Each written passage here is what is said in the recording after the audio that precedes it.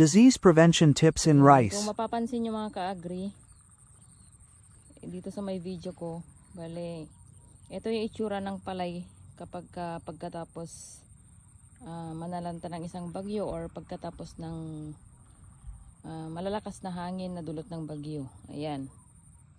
So kung makikita nyo, parang namumusyaw yung dulo ng kanyang mga dahon. Ayan. So tignan natin dito. Ayan o mga ka-agri. Ayan o. Kung makita nyo, meron siyang mga sugat-sugat. Yan ay gawa nung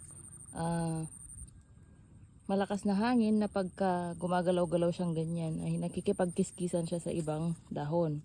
Kasi itong dahon ng palay mga ka-agri ay magaspang. So ang tendency nagkakaroon sila ng sugat-sugat. Ayan, kung makikita nyo, ayan o.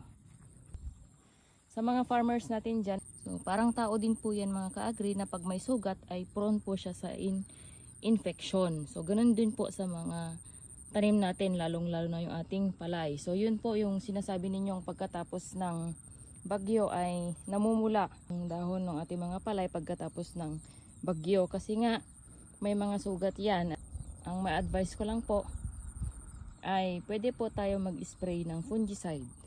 Yan, para po hindi po pasukan ng sakit yung mga sugat ng dahon ng palay natin para iwas infection ng sakit. So yun naman po mga ka-agri at sana po nakatulong.